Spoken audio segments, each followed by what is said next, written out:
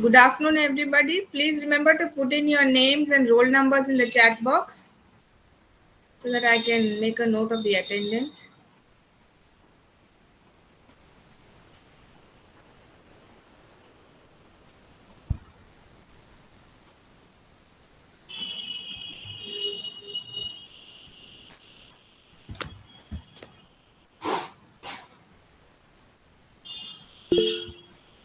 Your name, your roll number, and stream.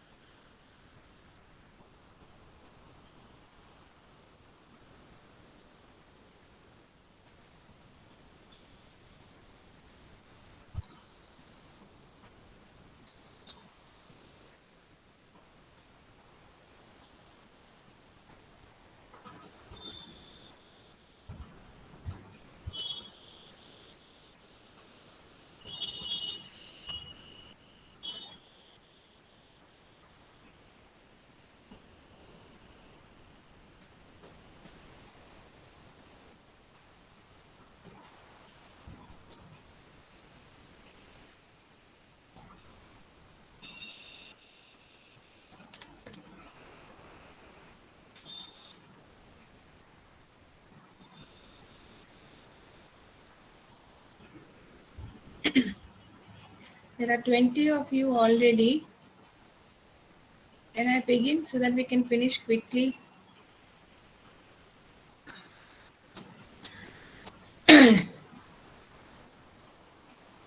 Ma'am, the total strength is around 35. I think we should wait for With the few EC minutes. students?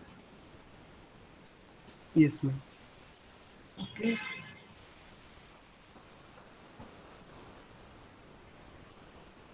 But then if I keep on waiting,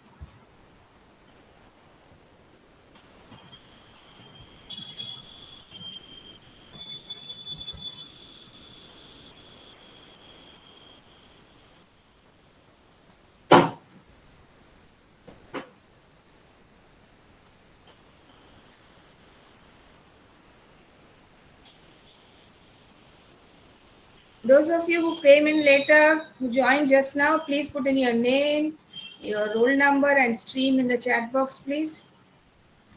Ma'am, Hmm. I just wanted to know about our syllabus for mid-sem. Like it's around the end of November. So, uh, Hopefully, the first three units, in the first three units. first 3 units. Yeah, as much as I can cover, whatever I cover, based on that you will have. Okay, ma'am. Thank you, Okay, ma'am. until I mean you have it in the end of November. So whatever little we cover in the first three units, I don't think we can go more than that. So we'll have Okay, that ma'am. part for the first midterm. Okay. Okay, ma'am. Thank you, ma'am. Okay.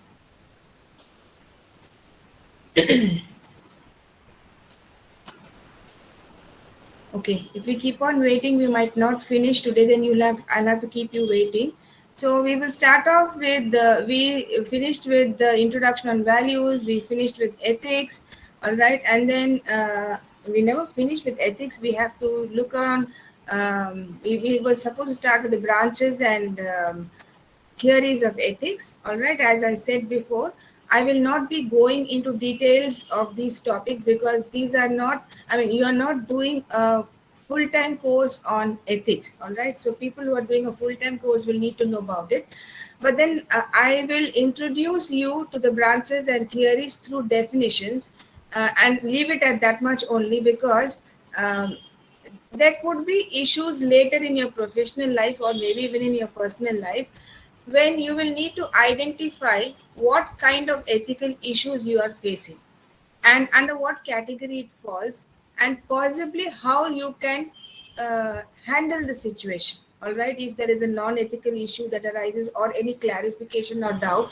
So if you have a basic idea of what these branches or theories of ethics are, you can just relate to them and try to come out with some kind of solutions in case you are in an ethical dilemma, all right, or you can consult an expert on ethics, all right. uh, In the theories of ethics, I'll be talking about one theory which is very important because it has to do a lot with our daily life. So, one of those I will discuss in detail, the others I will quickly go through them. Okay. So, can I start sharing my slide? There are 23 of you. Let me attempt to show you the slide so that we can start.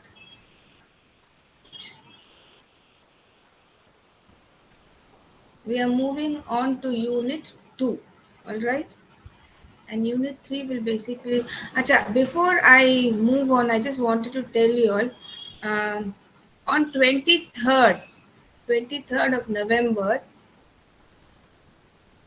I will not be able to take your class. When are you having your midterms, by the way? When are you likely to have your It's from midterm? 29th. Okay, so I won't be able to take your class on 23rd. Can you give me an alternate day or time when I can do it, and not on the 30th, of course not. Any other day when I can spend an hour with you? If all of you can give me an hour or so that I can help you out with at least completing unit 2. Can you think over it and discuss and let me know? I mean, anytime. Don't do it on Mondays Ma'am, we between two. can inform you in the group. Yeah, in the WhatsApp group. Can you all discuss it amongst yourself and let me know? Not on 23rd, not on 22nd either, because on 22nd I have another class from 2 to 5. So that won't be possible. If you can, any other day in the morning is also okay with me.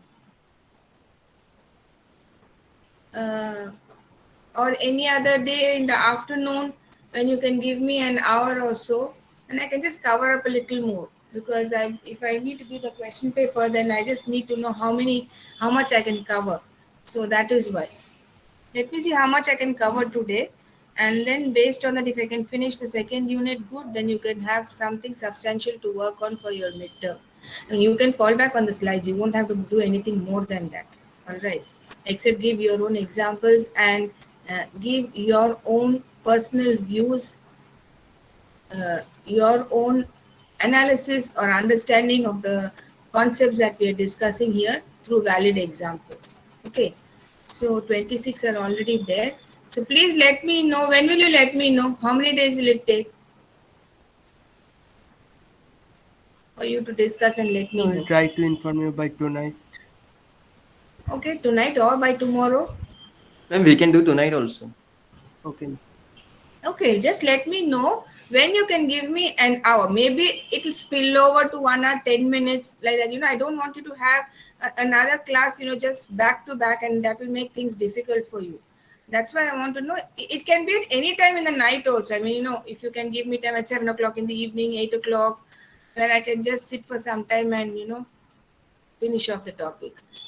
Is that clear? Just Yes, let me ma'am. know which time will be convenient for you during the day. If anytime even an hour is okay with you, you get time, let me know. Okay, so that the 23rd class I will not be able to do with you. Okay, then let us start today. Let's not waste any more time. Let's see what we can cover up.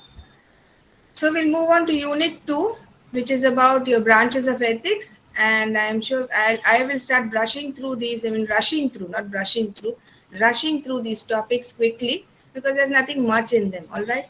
But there is content for you to take in. Okay.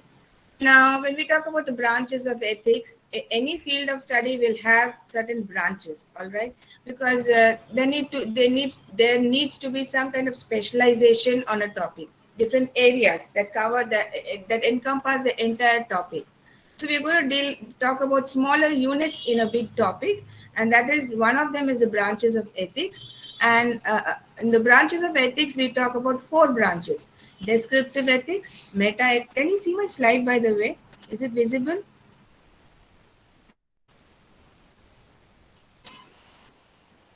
Yes, ma'am. Okay. Yes, ma'am, it is. Okay. So we are going to talk about four major branches of ethics. One is descriptive ethics. The second one, as you see in the slide, meta ethics. Um, The third one is normative ethics, and the fourth one is applied ethics. Now, if you remember very well, we said ethics has to do with uh, right and wrong. All right, being judgmental.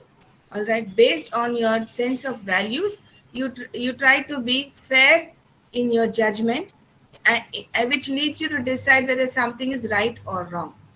All right, and accordingly you will be ethical or non-ethical in your activities. That is what we talked of when we talked of ethics. Now, ethics has these four major branches. The first one describes and compares how people and groups think and act ethically. As simple as that.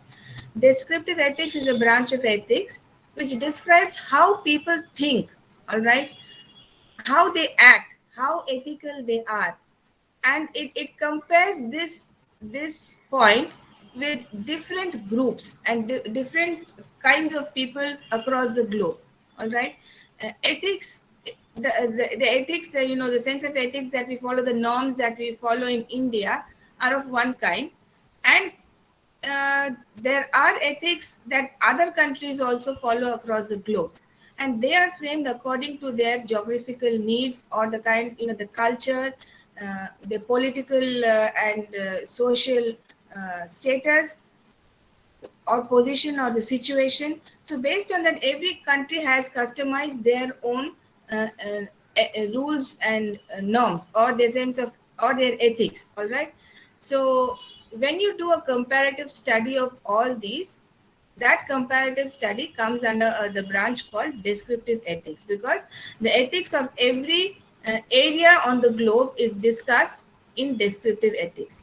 People from different geographical backgrounds, their lifestyles, their culture, their political and social issues, all these are put together and a comparison is done.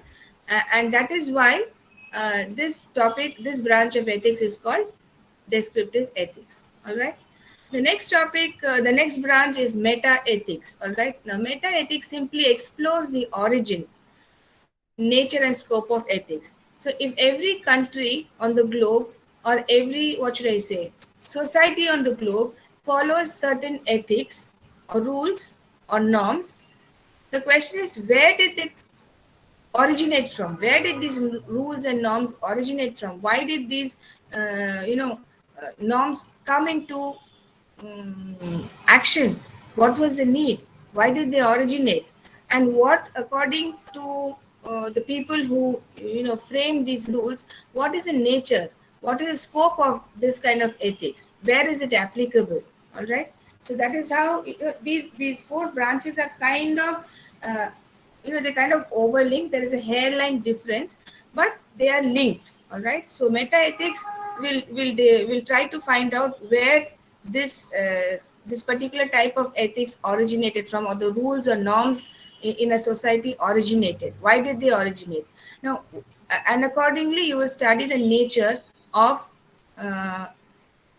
When you study the nature, you're going into descriptive ethics. Okay, the nature of this kind of ethics, and that is what are the qualities, what are the characteristics of a particular type of ethical belief that exists in a geographical area.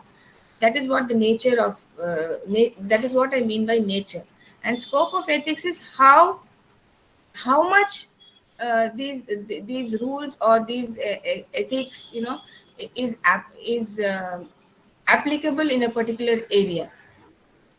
How far, how much of it is applicable there, and because that will again overlap with the last point, the last branch that you have there called applied ethics, which decides how people should act in given situations or scenarios.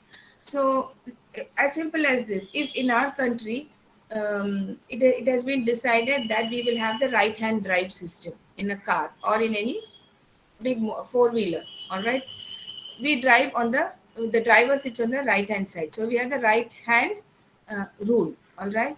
And but this is not the same maybe in another country where they have the left hand drive. Maybe in the US it's a left hand drive. So what kind of rules will they follow? What kind of norms, laws will they follow? What is applied there? And if they don't violate, if they don't follow these rules, what happens then? How will people act in a given situation? Suppose you are in the US now, uh, you have a Indian driving license, but when you've gone there, you find that the rules are different. You can't go there and say that, I have an Indian passport, I'm sorry, Indian driving license, and I was driving in India, and I thought that those rules will apply even in the US. And that is not possible.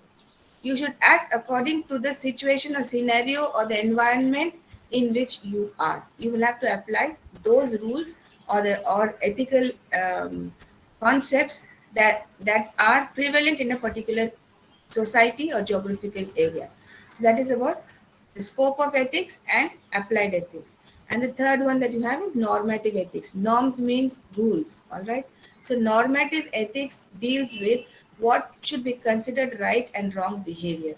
So you have certain experts who have studied rules, regulations, all right, studied the culture of a society, and based on them, they have come out with a handbook of the rules that should be followed, and accordingly, what is right and what is wrong is given in that handbook.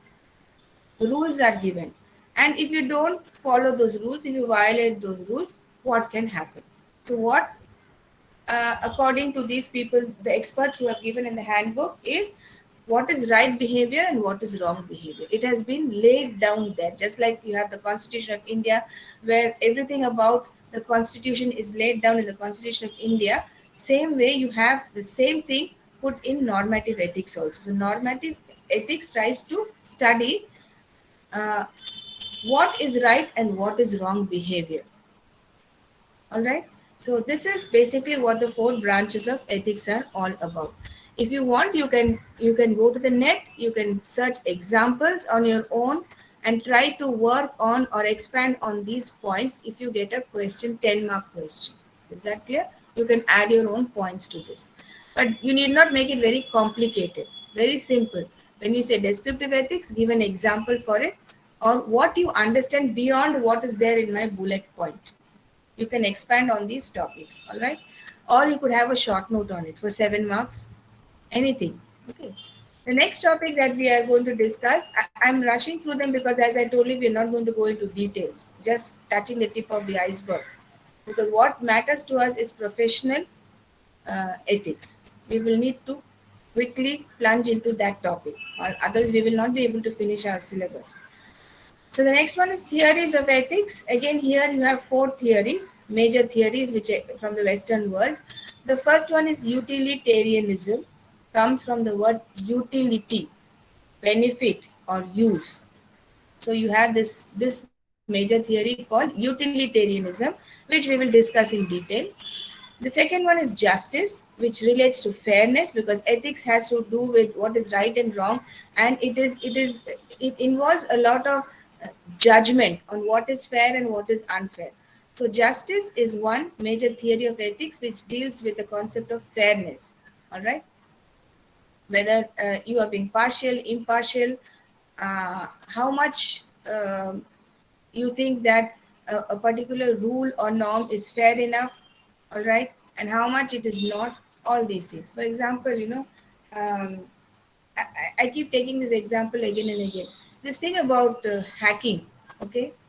Now, how fair is it to hack? Is it just? So, this theory will decide up to what level it is justified to hack, it is fair enough to hack, and after what level it becomes unfair and unethical. It is unjust to be hacking beyond a particular level. So that is what justice is all about. That theory deals with this. All right. You can think of other examples also. The third one is rights. Rights meaning uh, how much you are entitled to, how much you are ethically entitled to. All right. Um, let's say that in one of my earlier classes, I talked to you about how the rich are exploiting the poor. The rich are becoming rich, and the poor are richer, and the poor are becoming poorer. So, in that case, I talked to you about these rich people having power because they have money. Now, are they really entitled to that kind of power just because they have money? Do they have the right to exploit people who have no money or who are lesser than them or earn less than them? And just because they don't have money, they don't have power, Can you exploit them? Are you entitled to do it? So there are so many issues like this. I just picked up one. So the rights theory discusses the issue of entitlement. How much I mean, what should I say? How much power do you have to exercise certain rights? All right. The fourth one is egoism, where ego is the main word. Ego refers to the I, to myself. All right. The I always comes first. The ego is always wanting to be satisfied. The person or the individual always thinks of himself, his self interest, his benefits, and he barely cares about the well being of other people with whom he coexists. All right, whether it's in the office or at home or in the society in which he exists. So egoism is another major theory in the theory of ethics, which deals with uh, the needs of a person. All right, where will you put a full stop and say that, I am satisfied, I have what I have now. Beyond this, I am becoming very selfish. I'm only thinking about my needs, and I'm going to any extent to fulfill my needs. All right, now you have I just put up a chart here on the advantages and disadvantages. Now, these are the four major theories of ethics. There are other smaller branches, I mean, theories also, such as duty based, which is called duty based ethics, which is called deontology. All right, it stresses the role of duty and respect for persons, your duty towards your parents, your responsibility towards your family, towards your colleagues, towards the friends with whom you work, towards your teachers, to people in general with whom you coexist. So that is what deontology is all about. Okay. One of the disadvantages of deontology is it underestimates the importance of happiness and social utility. It doesn't. It focuses so much on the role of duty and respect that it doesn't focus much on the issue of happiness. Whether you know fulfilling duty, taking up responsibilities, all these ultimately the end result is whether it makes you happy. All right, that happiness element is missing in this theory. All right, and social utility, the benefit, which is there in consequence based or utilitarianism, the first one there. Utilitarianism talks about how anything that is created or anything that is done can be useful or beneficial to everybody at the same time. All right. When I go into it, I'll give you examples. Contract based, that is rights that you've already seen. Entitlement, one of the advantages of that is provides a motivation for morality, and disadvantage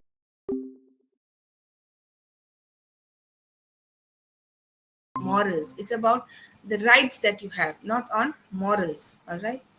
Now, when I talk of morals, we talk about so many things. Like you've, as I said, you must have read on the Panchatantra, the Hitopadesha, the Jataka tales, our epics, the Mahabharata, the Ramayana, and many other religious texts. All of these will talk about morals. All right. Now, the contract-based or the rights theory does not focus on the issue of morals much.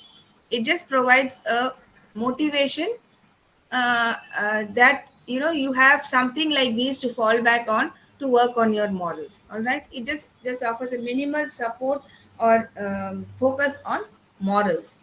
And the last one is character based or virtue based. As the word virtue says, virtues and vices. Virtues means goodness, vices means bad.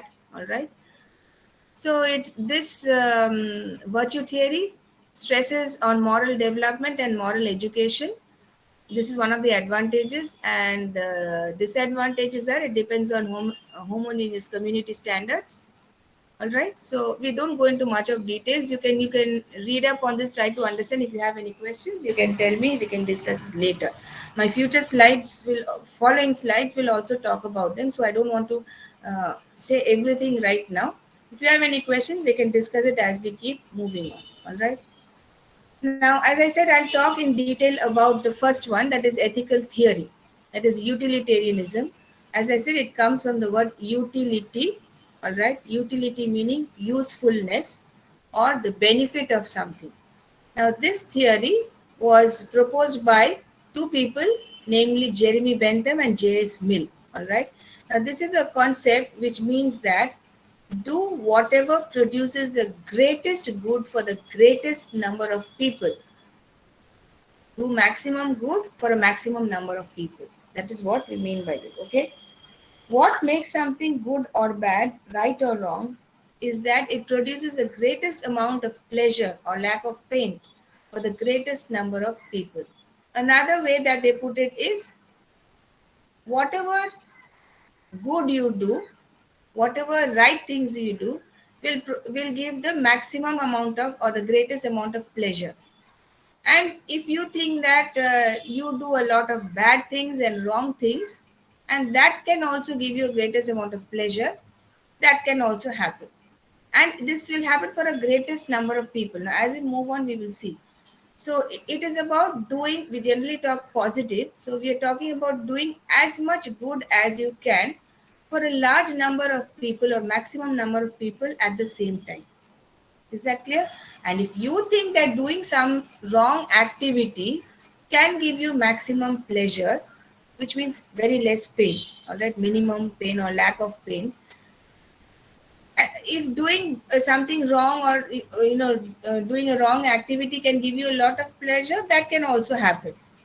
It doesn't mean that only good things can give you pleasure. Some people who are probably not in the strong mental frame will probably feel that causing harm to other people, talking bad about them, bad mouthing, or any kind of vices, following practicing any kind of vices or wrong activities can give them a lot of pleasure. All right, that is how utilitarianism applies for them.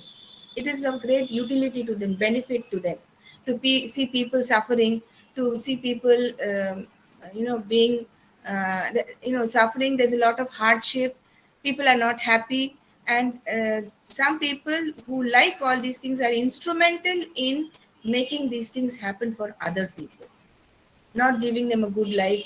It gives them great pleasure to see that others are not happy, they're in trouble, lot of hardships. uh, that is also some kind of, that is one kind of utilitarianism. But actually utilitarianism looks at a positive side. All right, this theory of ethics says that every individual should strive to do as much good as he can for as many number of people he can. That will give a lot of pleasure to him and to those people for whom he is doing good. That is what the theory of utilitarianism means. Jeremy Bentham defined utility as the aggregate pleasure, meaning combined pleasure, after deducting suffering of all involved in any action. It simply means that he says, according to Jeremy Bentham, utility means complete pleasure, complete pleasure that can be obtained by minimizing all kinds of suffering involved in any action, in any deed. Which means that utilitarianism focuses, this theory focuses on result of an action. For example, let me tell you one thing. We have a lot of flyovers, bridges coming up. Okay. Now, you are also aware of certain bridges or flyovers collapsing. Now, when a flyover is made by some engineers, all right, or a bridge is made by some engineers, ideally they should be thinking that they are doing benefit to society, and society encompasses a whole lot of people, many people. So that is utilitarianism. They are doing a good act. What is a good act? Building a bridge, which they alone will not be using, but they are building a bridge that can be used by a large number of people, maximum number of people at the same time. Why same time? When you have a flyover or a bridge, it does not mean that only one person can use a flyover at a particular time and others can't. That is not giving pleasure. That is giving pain because a whole lot of people are waiting. What is the point in building a bridge where only one person can use at a time? You're spending so much money, so much effort, so much of resources on building a bridge, but only one person can use it at a time. There is no point in doing something like this. Think of uh, a hospital. All right. Think of a hospital. Let's say a cancer hospital. Now we have many people who are suffering from cancer. All right. Uh, or let's say in general, let's take a hospital. A hospital generally caters to all kinds of patients. All right.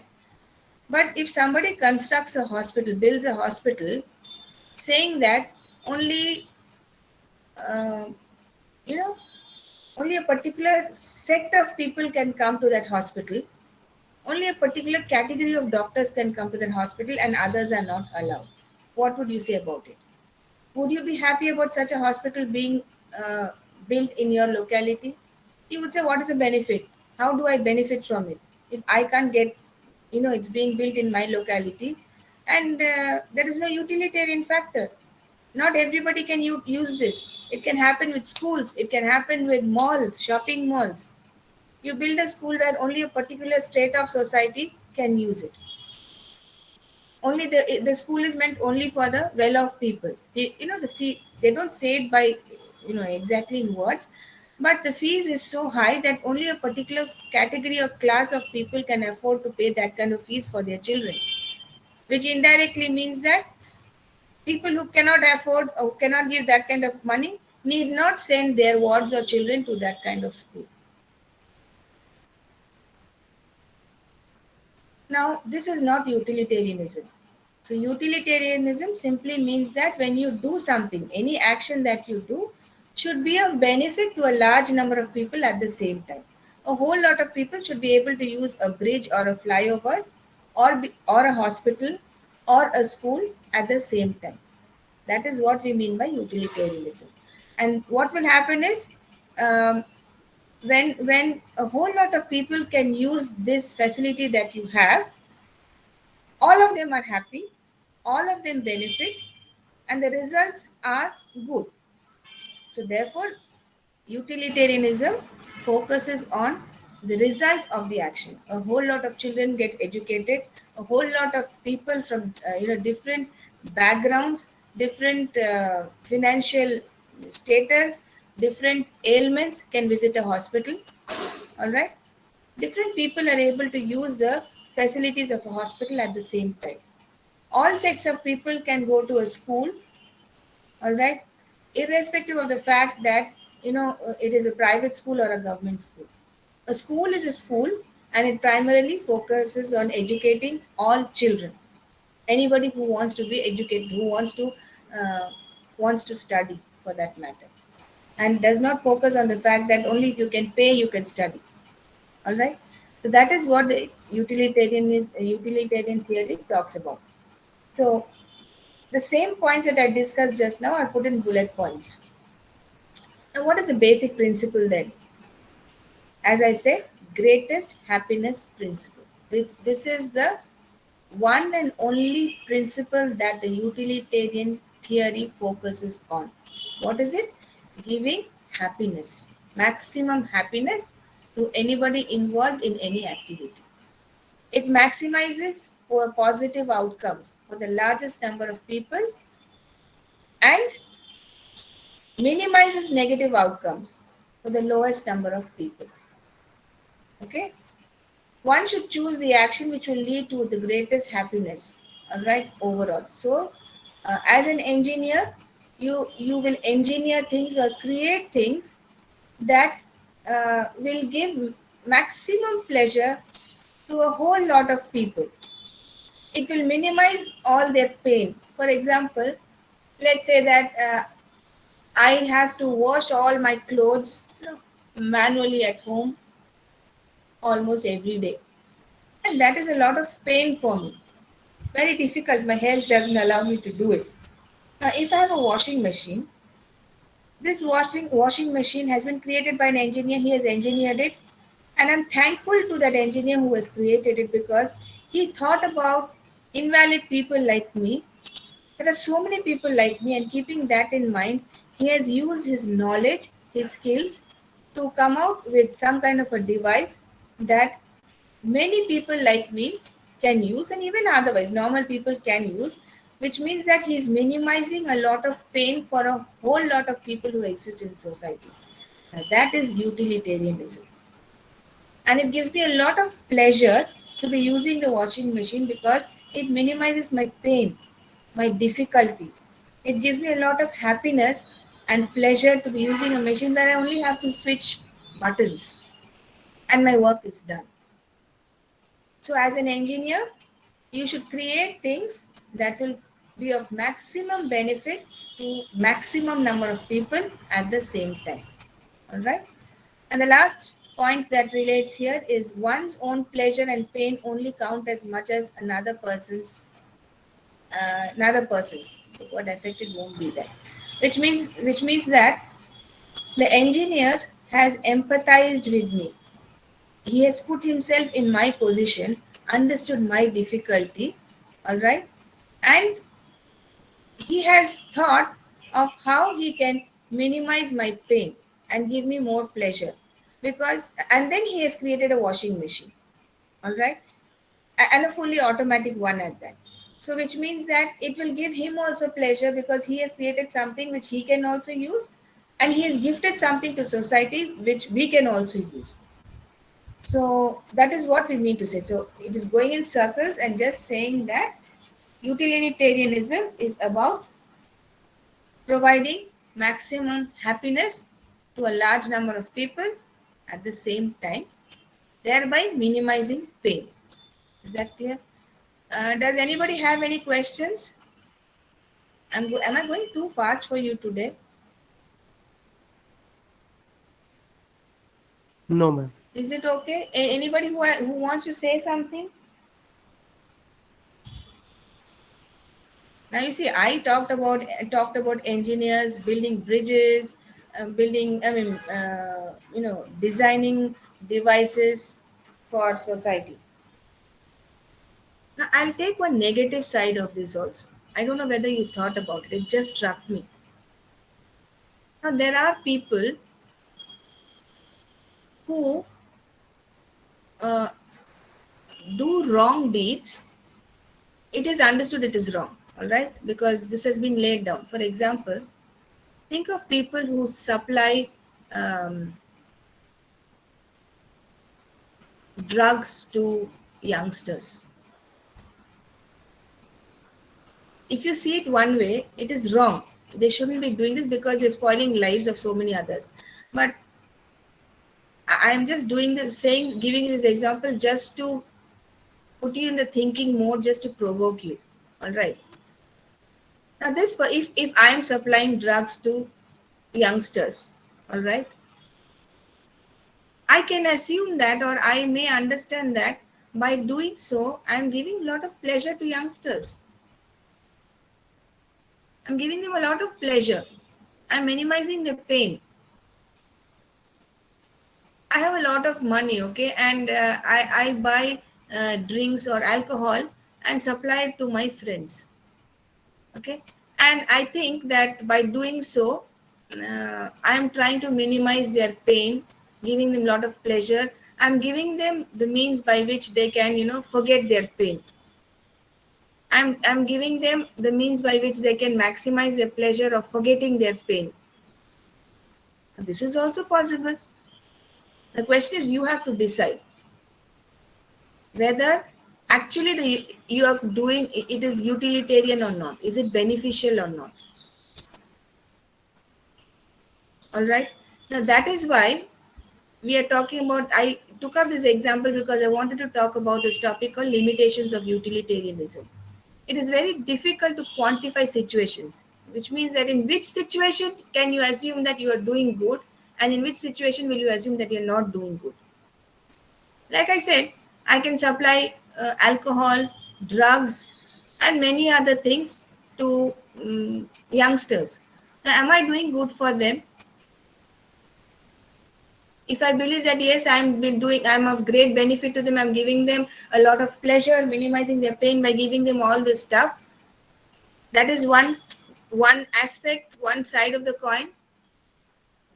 The question is, do I have the right to do this? Am I being justified in doing this?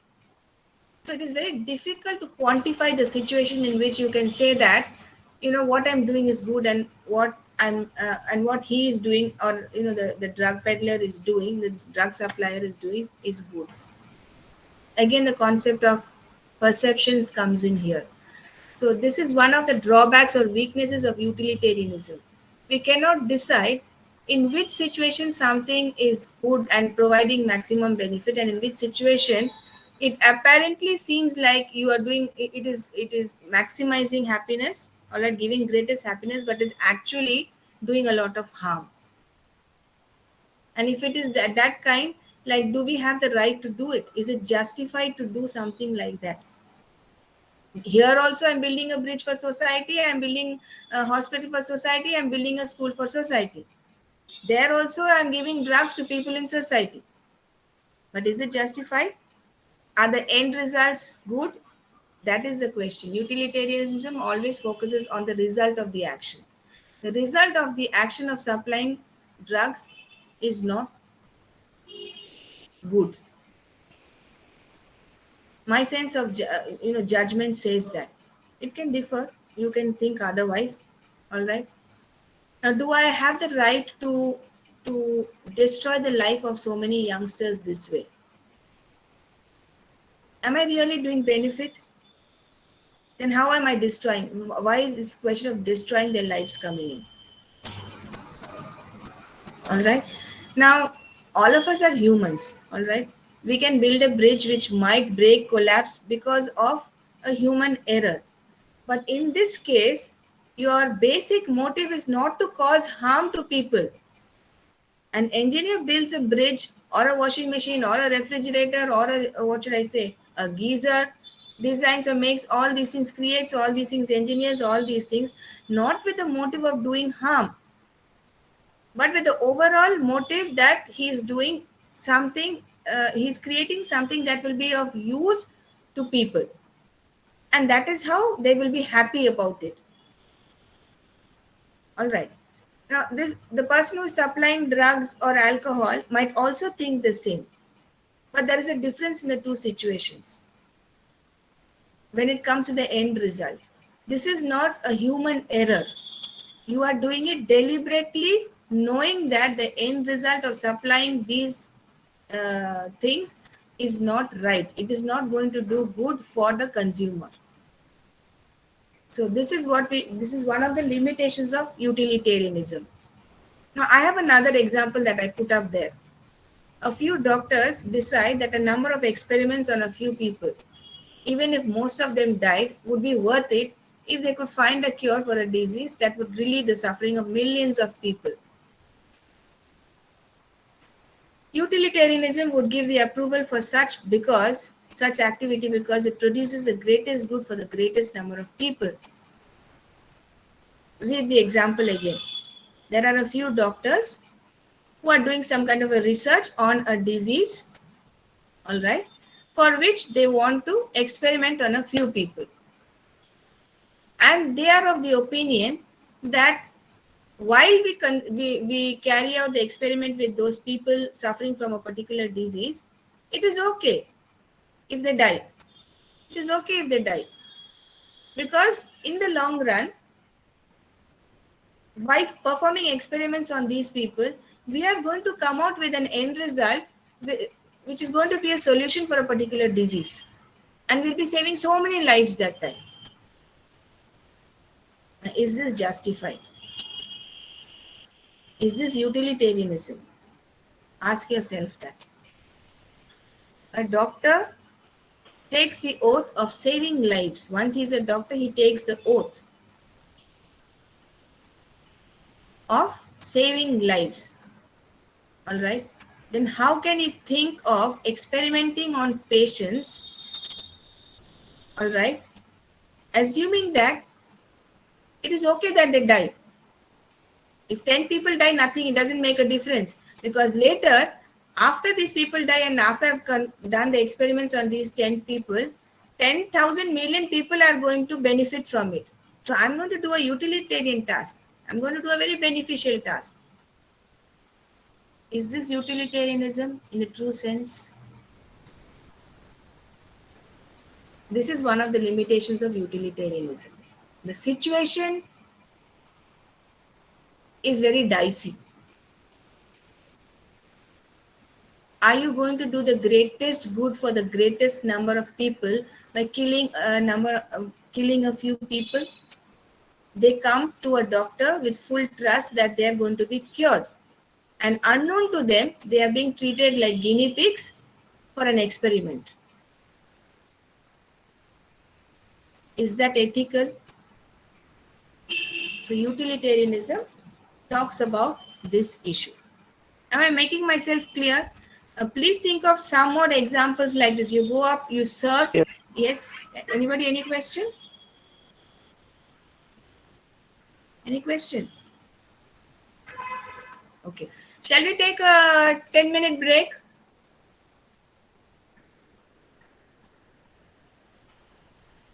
Is it okay? Yes, ma'am. So that we Okay, can. definitely, ma'am. Huh? Yes, Yes, yes. yes, ma'am. Okay, we take a break. It is about 3:20 something like.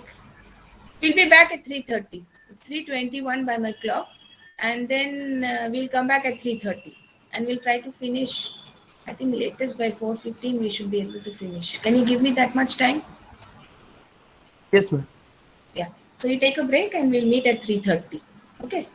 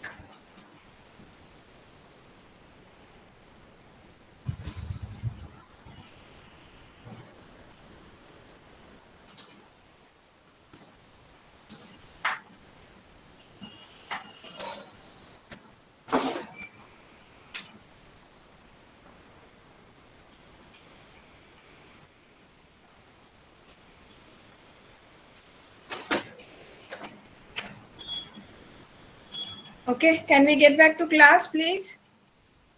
Yes, ma'am. Okay. I think we'll be able to finish the 3 units today. If I can finish, then you don't have to worry about another class. You will have sufficient material for your midterm. Anyway, let's see. Because the other topics are I've already discussed them when I took up the 4 theories. So we'll quickly go through them. So we talked about the first ethical theory that was on utilitarianism. Is that clear to all of you? Because there's always a detailed question on utilitarianism. And I would suggest that you come up with your own examples, read up on the topic. Did I give you a soft copy of that book by Nagarajan? Did I give it to you on WhatsApp when I gave you the study material? Yes, ma'am. Okay, can you post it? Can somebody? Okay, I'll Yes, just ma'am. You check have up. given the. One soft copy of a book by someone called Nagarajan. Nagarajan, he spells it. Alright, you can use that book for reference, or you can say surf from anywhere else, and find out. So let's move on to the next ethical theory, that is on justice. I already talked to you about this, so I'm not going to spend too much time on it. It looks at the balance of benefits and burdens distributed among members of a group. All right.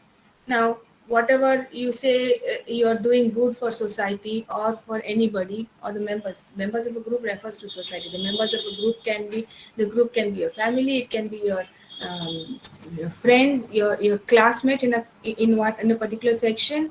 The group can be your entire school. It can be your college. It can be your office, a particular department in a big office. It can be any group. So this second theory, that is on justice, it looks at the balance of benefits and burdens.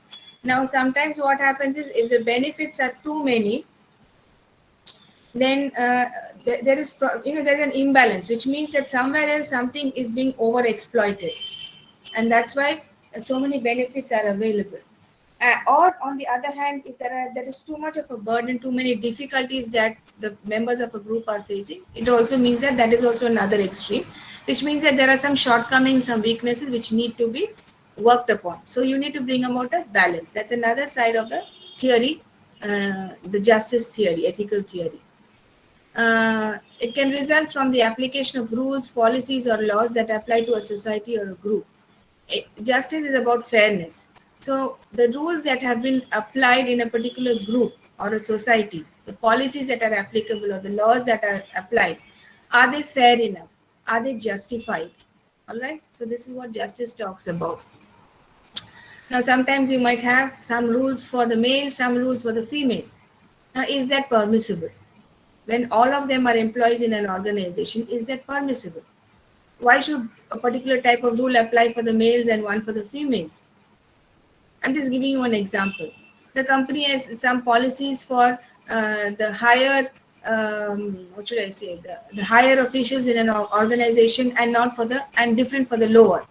All right, in which probably the higher side is benefiting, whereas the lower officials are suffering.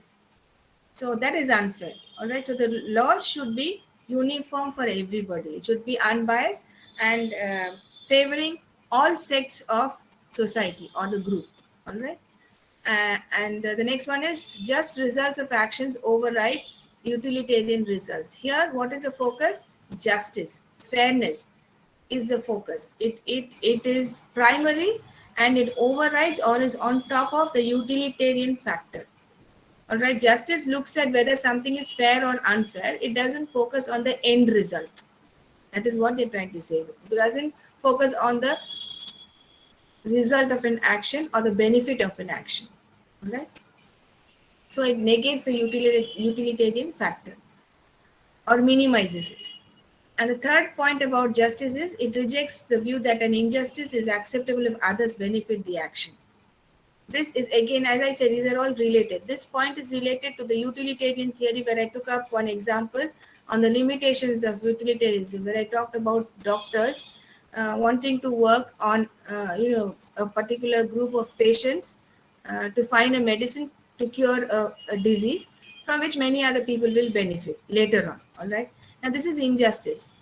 So it rejects the view that an injustice is accepted. The justice theory rejects the view that an injustice, like uh, what should I say, killing a few patients is acceptable if others benefit from the action.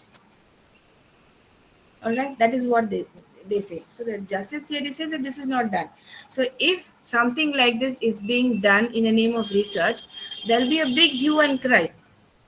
All right, the what should I say, the ethical experts will voice their opinion. It will become a big issue because they'll say that the doctors don't have the right to kill patients. So the issue of rights again comes in. That is also another ethical theory. So all these are somehow, kind of linked, little by little, this side, that side, they're all linked.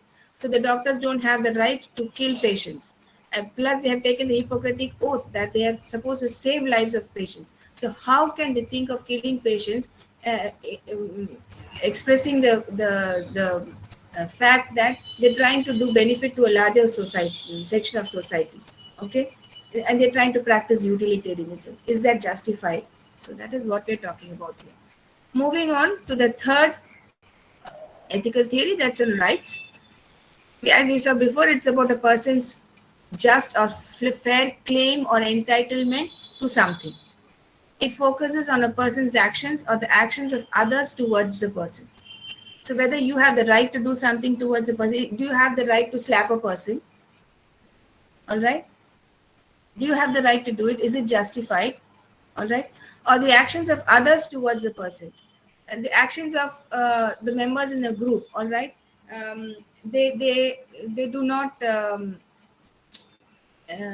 They form a group, all right, and they isolate certain employees in an organization. Is that justified? If you did that, if you are one person and you practice this kind of an action where you isolate people on certain categories which are known to you, would you like it if they did the same thing to you? Do you have the right to do that to them, and do they have the right to do it to you? So that is what the second bullet point means. So in this case, we talk of something called legal rights and moral rights. Legal rights, legal, the word itself says law. So the legal rights of a person are defined by a system of laws. If you have to take take up a particular action, all right, then you have to take the support of the system of laws that exist for that particular action. All right, you can't suddenly come out with your own rules to justify something, all right, or to say that something is right. And that is why you are doing this particular act. The second type is moral rights based on ethical standards.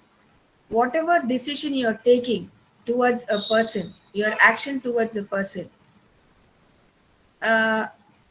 must be based on ethical standards. Is that clear? Must be ideally based on ethical standards, which means that your action should be right and not wrong. That is what we mean by moral rights. Whatever treatment you give out to another person should be ethical enough, all right? Because you have to keep in mind that what you are doing could come back to you from the other person. That is what the second point is talking about. Whatever you do on somebody else could boomerang on you again.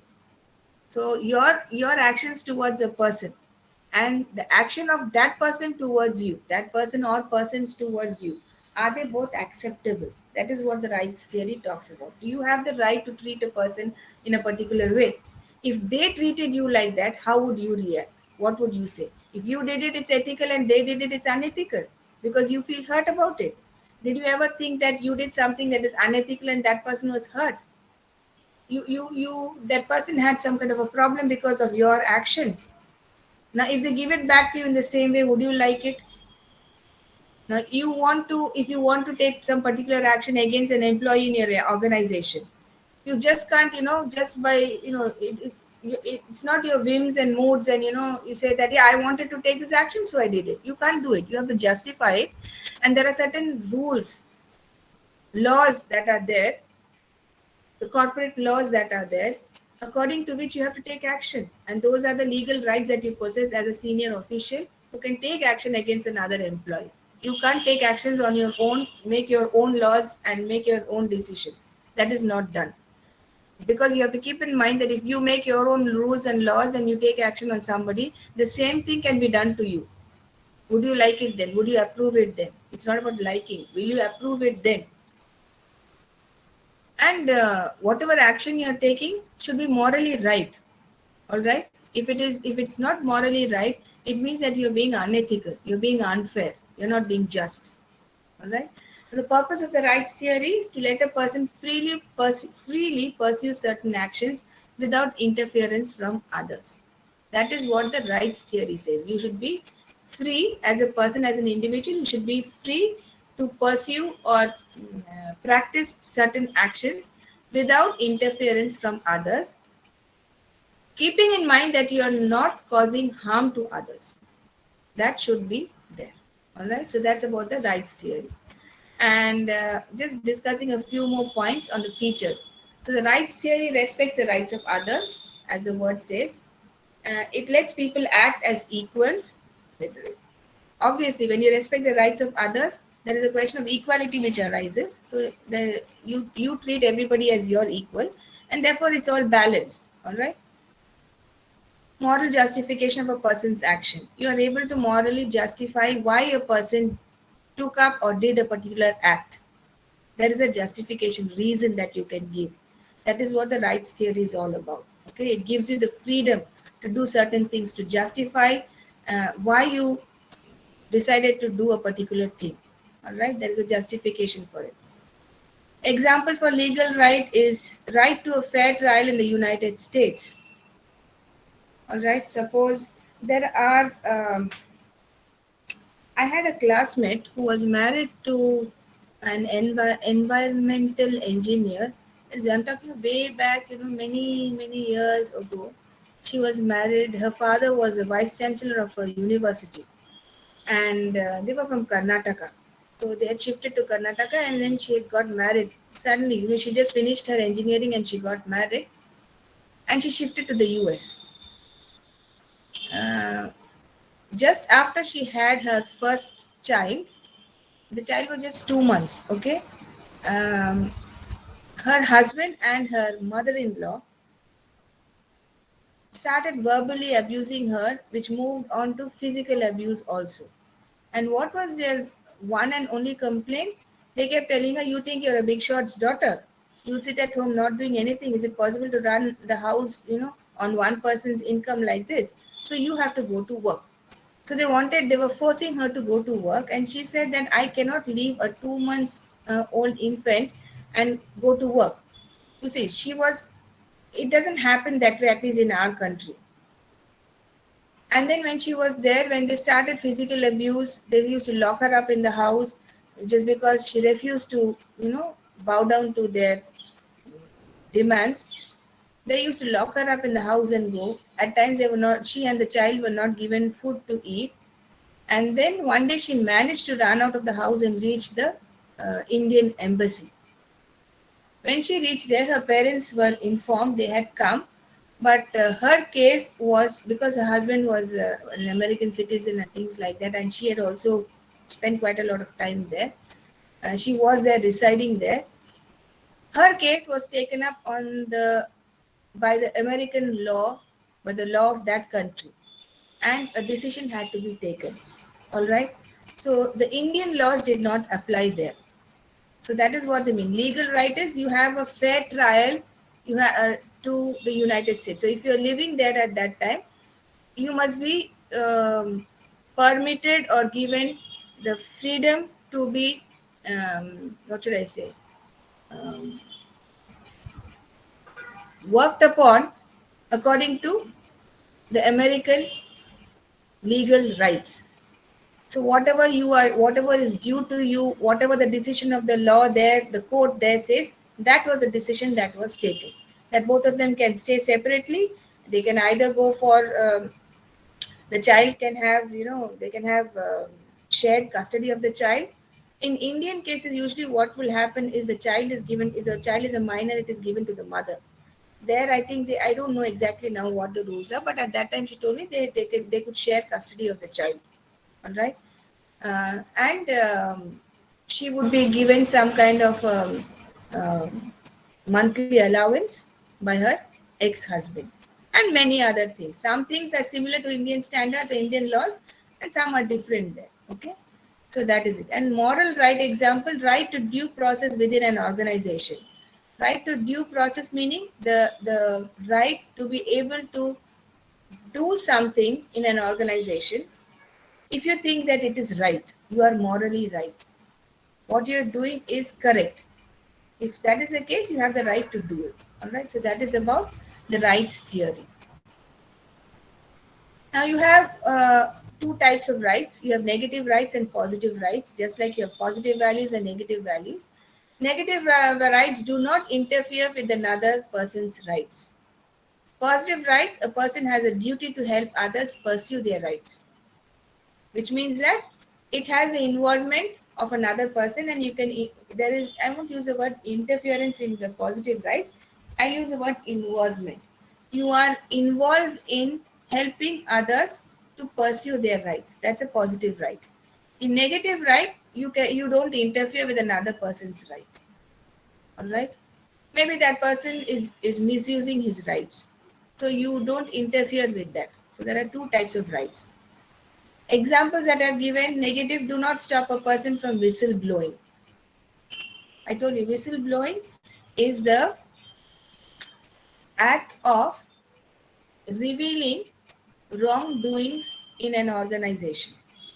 When a person gets to know that something wrong is happening in his organization, he has the right to uh, bring this, take up this case. He can bring it out into the open. When we talk about whistleblowing, I'll be talking to you about this in detail.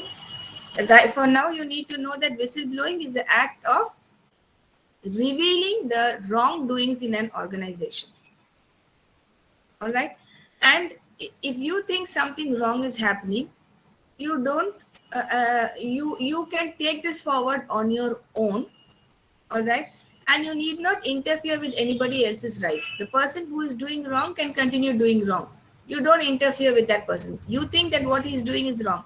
For example, a pharmaceutical industry. Now, lately, I know a few years back at least, this trend had come in where the medicines which were getting, which were past their expiry date, the medicines were being collected by somebody from a particular pharmaceutical company.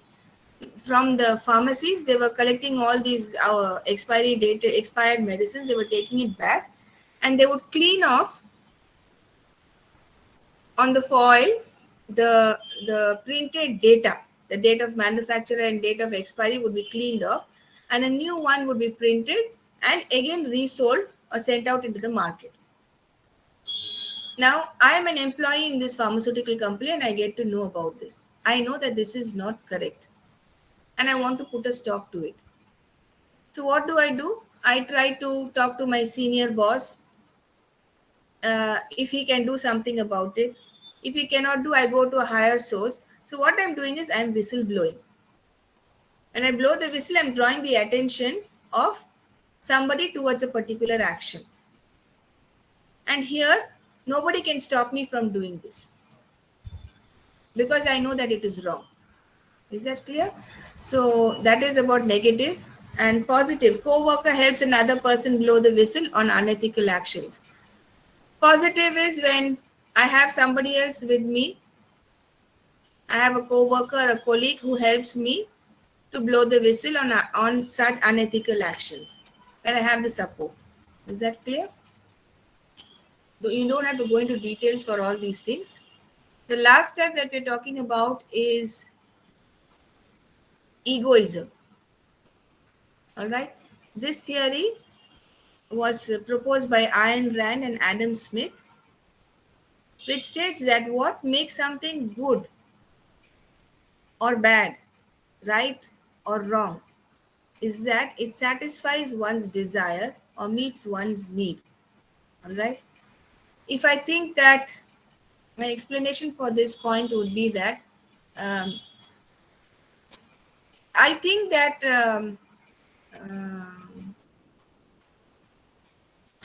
serving food to the hungry in a temple is a good act. It is right. And it satisfies my desire to feed the hungry.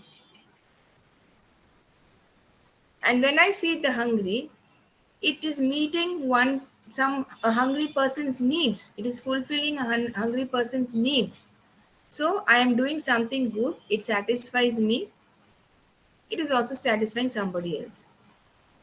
But it weighs more on my side because it is my desire to feed somebody, my decision to feed somebody. All right, it meets my need to be of use to somebody.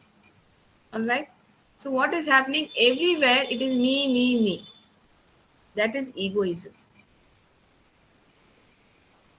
All right. Now this is about good things. It can happen with, wrong things also.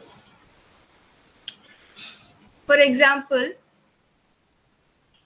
I sell adulterated milk. All right. And I sell it to my customers. Now, what I'm doing is bad. It is wrong. Now, it satisfies my desire because by doing so, I can make a little bit of extra money. And that is how it will meet my personal needs. Everywhere it is my, me, I. So, that is egoism. So, either by doing good action or bad action, I can fulfill my own desires and meet my own personal needs. The focus here is the I, me. All right. And therefore, the egoism principle is based on self-interest. All right. Self-interest of a person doing, considering, or affected by the action of doing something for himself. Whatever I'm doing is in my interest, for my benefit. That is a basic principle of egoism. You think only about yourself. Either by doing anything good or bad, you are only looking at your benefit. All right? You are very self-centered. And you consider only yourself, nobody else. Okay? One should choose the action which most realizes or conduces to one's own self-interest. See, to some extent, you should be focusing on your ego. For example, I want to be a scientist and nothing else. Well and good. You can be a scientist, you can pursue it, it can fulfill your ambition, your need to be recognized as someone who is very hardworking, somebody who, what should I say, is working for mankind, for humans. All right, that is that. I think that kind of egoism is positive. It is okay. That kind of self-interest is okay. All right, it conduces to your own self-interest and it doesn't cause harm to somebody else. Provided the method in which you fulfill your self-interest is not harmful to you or to somebody else, egoism is acceptable. All right. There is one important variation here. What do we mean by variation? Should the person look simply to self-interest or to the enlightened or rational self-interest? This is what I said. I want to become a scientist. Now, this is my self-interest.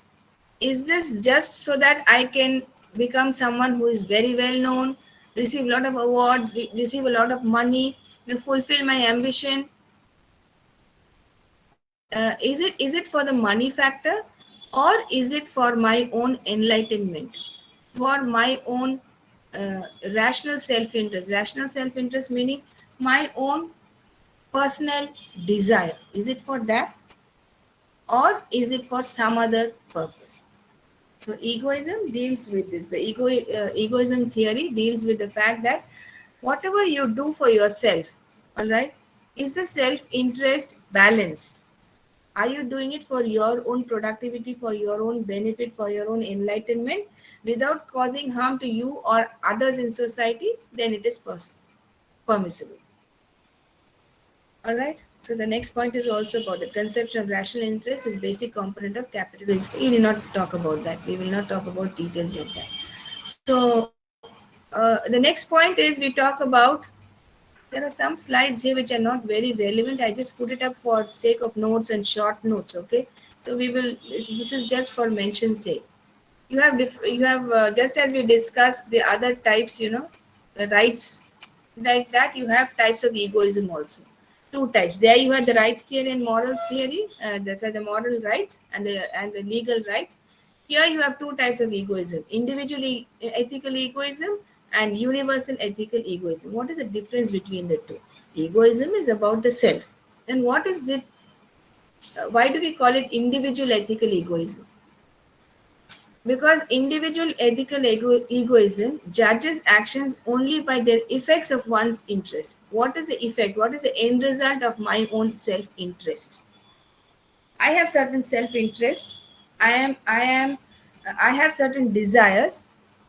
So, individual ethical egoism analyzes or studies those interests that I have, which are personal, which are my own. All right. It usually rejected by moral philosophers as a defensible basis of ethics. This individual ethical egoism is not looked upon very positively. Many philosophers say that thinking about the self is not good. Thinking about the self, all right. Uh, I would personally say that thinking about the self to promote yourself as a good human being is good enough. Till there, it's okay. But you cannot use that as a defense mechanism and try to cause harm to others. You say one thing but do something else is not acceptable. That's why philosophers, moral philosophers, say that this individual ethical egoism theory is a little dicey. You say you're thinking only about the self. Now, when you say you're thinking about the self, are you also talking about the end result? If good things happen, it will happen to you. If bad things happen, it will happen to you. Hopefully, others won't be involved in this. Then, if you're not involving others, how can you be a good human being? So that is where the conflict arises. The second type of egoism is universal ethical egoism. This can include the interests of others when assessing one's actions, which means that when I do something, I'm also taking into consideration the interests of others. If I do something, it should be good for me, it should be good for others also. If I build,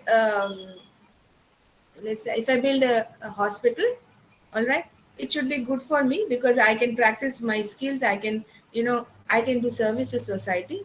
Also, others will benefit from my service. So that is universal ethical egoism. I have my own benefit. I also think about the benefit of others. All right, it's universal. Still self-centered, pursuing pleasure and avoiding pain.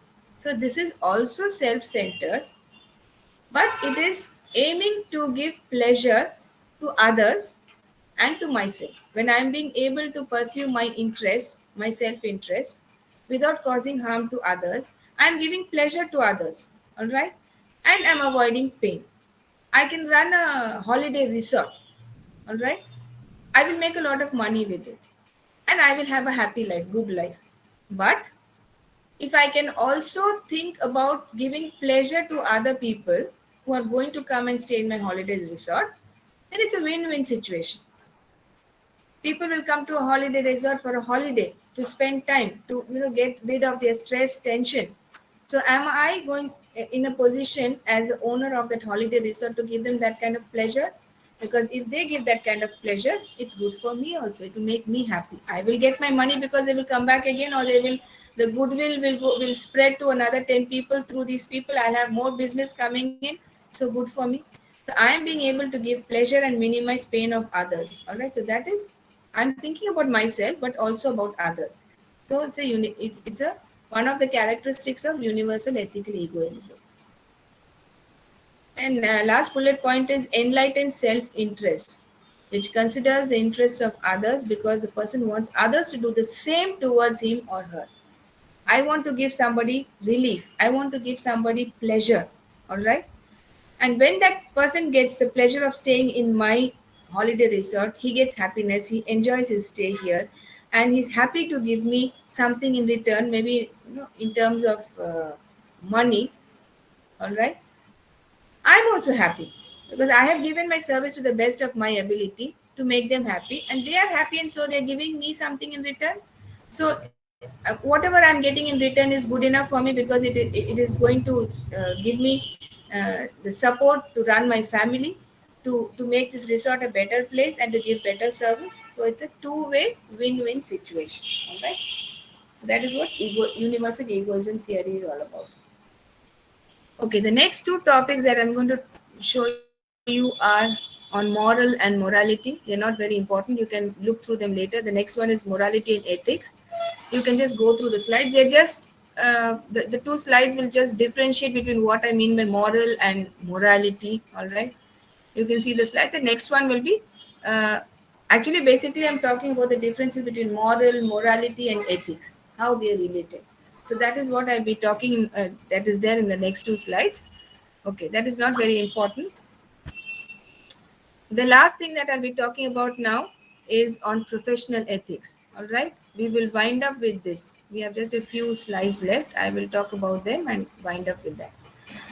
Now we are gradually, finally moving into our own actual subject of study. Now, when we talk of professional ethics, we will first have to we looked at the ethics part.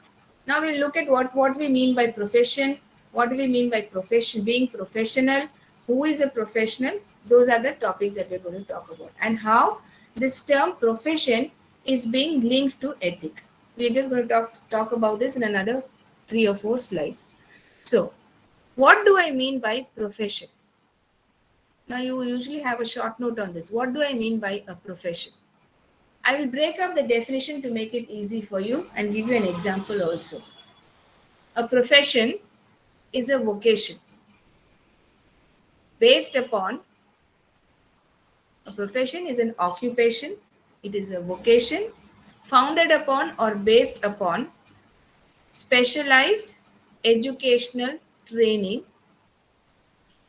and the purpose of this training is to supply objective counsel, which means advice, and service to others for a direct and direct indefinite compensation, which means that you are given a remuneration.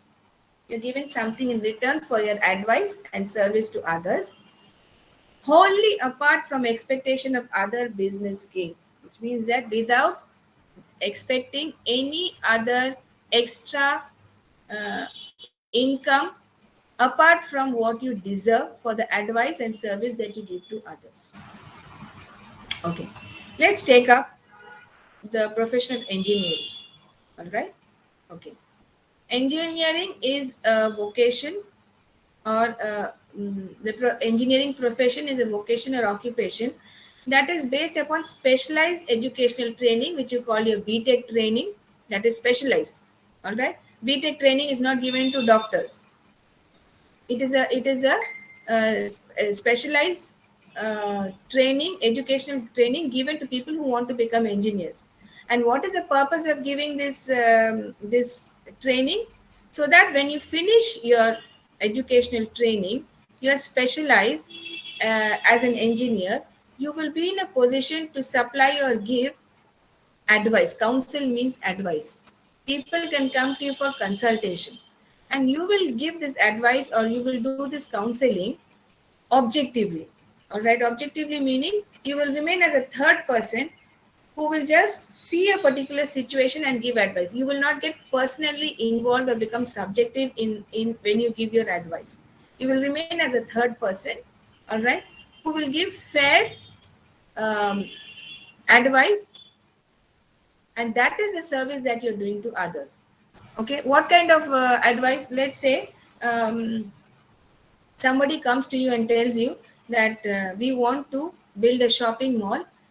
I don't know how many of you have noticed, that place opposite Science City is supposed to be a marshy agricultural land. Okay, now this side opposite ITC Shonar Bangla is still agricultural land. Nobody has been able to touch it. Unfortunately, and these are all under the Environmental Act. You cannot touch these lands. You cannot use it for any kind of construction. All right. However, somehow the government has failed to keep its promise. And if you look at when you cross ITC Shonar Bangla and go on the other side towards on the bypass near Science City, if you notice opposite Science City, that bit of land there has been utilized. Some big offices have come up there, which is not correct. So if somebody comes and tells you that I'm going to set up, I want to, I have the money, I will give you money, and I want to build a 10-story shopping mall there, and you are a civil engineer, all right?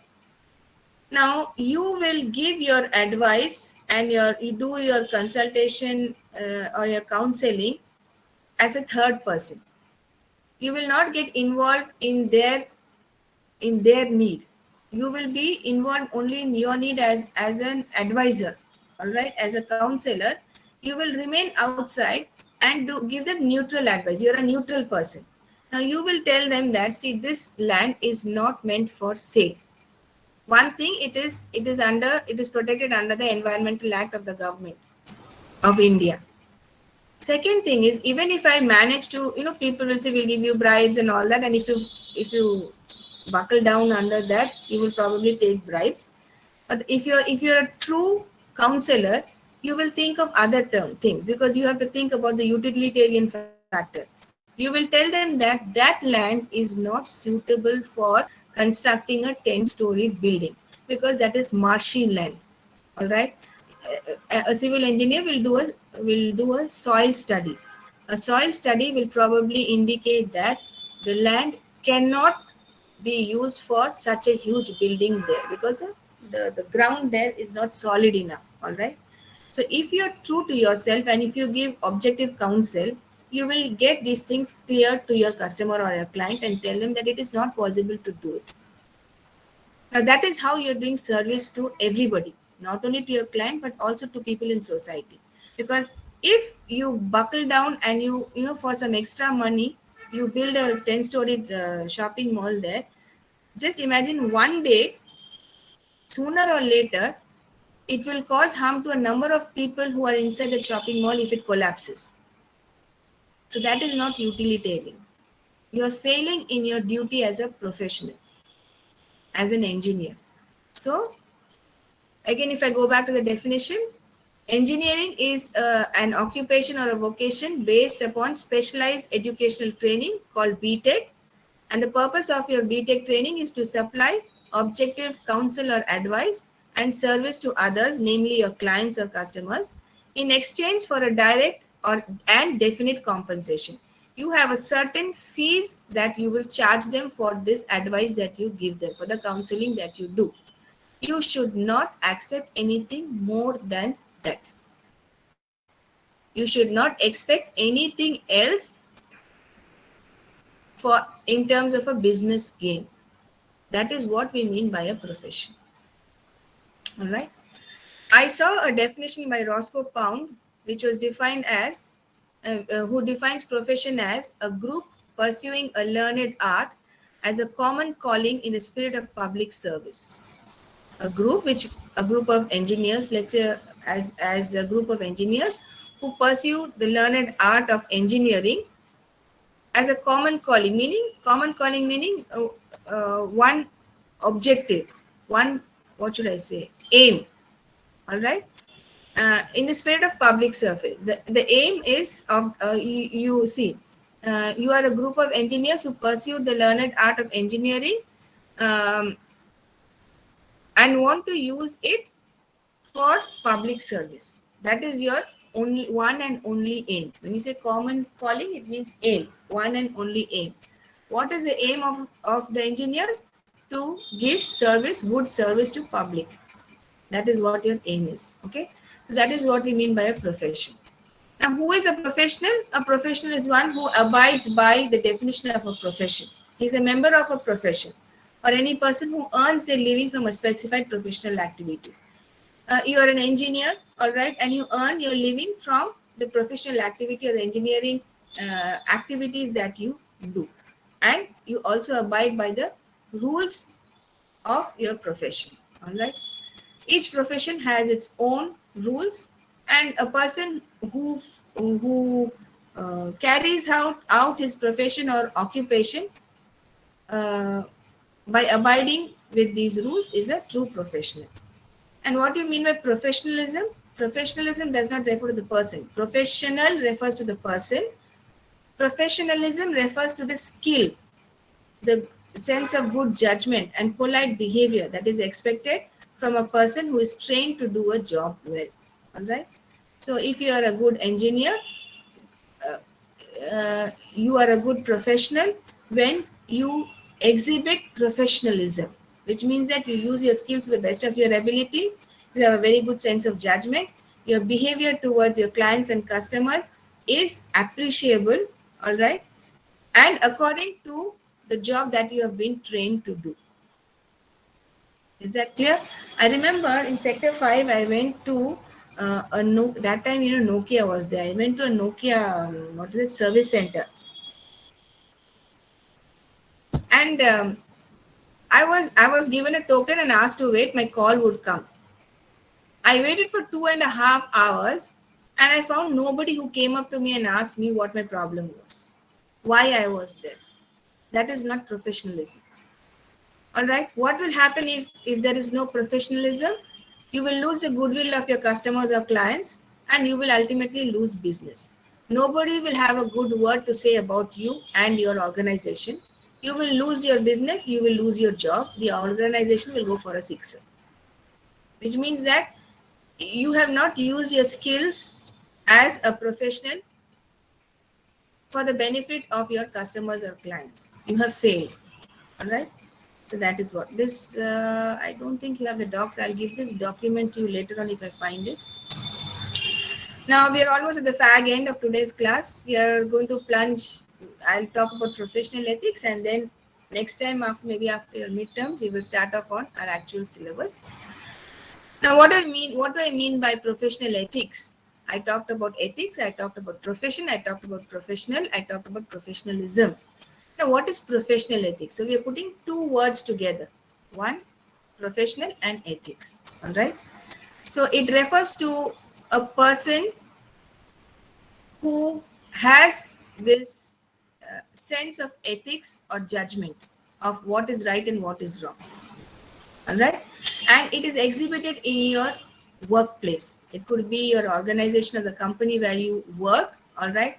And it also relates to the corporate standards, corporate meaning business, standards of behavior expected from you as a member of that organization. What is the benefit of professional ethics?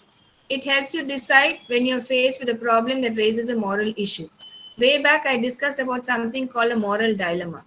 Professional ethics will help you solve moral dilemmas. If you have a moral issue or a moral dilemma, professional ethics will help you sort it out. All right, because the professional ethics is the handbook. There is a handbook of corporate laws which you will follow when you want to solve or sort out a moral issue. Professional ethics talks of certain ethical conducts which include competence, confidentiality, integrity, and objectivity. These are expected from you as a professional in your workplace. All right. You must have competence, which means the ability to exhibit your skills appropriately and to the best of your ability. There should be confidentiality in your work as and when required. All right. Integrity, meaning trust, faith, the element of faith, trust. All right. And objectivity, meaning not getting fully involved, but keeping yourself out of a situation and watching things as a third person from far and that will help you to take decisions fairly. If you get personally involved, what will happen? You will start favoring people and that becomes subjective because it's a personal decision that you take. Objectivity meaning standing out, coming out of the situation and watching things from far and assessing the situation, analyzing the situation to understand whether something is right or wrong. If you get personally involved in a situation, you will not be able to take fair decisions and you will become unethical. All right. So what is the importance of values in profession? We are going back to first we talked about ethics. What about values? I talked to you about this point. When we talked about the types of values, we talked about managerial values and organizational values. I talked about it then. So good values in a person can make him a good professional, can make him a good manager, can make him a good engineer, a good professional. So that is how values can be of use in your profession. I have concluded my topic here today. If I have gone too fast, please let me know. And if you have any clarifications, let me know. Or shall I wind up here for today? If you have any questions, you can get back to me. You can WhatsApp me on the group so that I can clarify it with you. Can I stop sharing? Yes, ma'am. Okay. Does anybody have any questions, any queries? Okay, I see your attendance link is there. Please don't keep editing it, okay? Because I will check it with the list once you leave the class, leave the meeting, I will make a note of it here. So when you start editing and putting in your names, it doesn't match with my list. Is that clear? So if I can take a class on 23rd, I will let you know.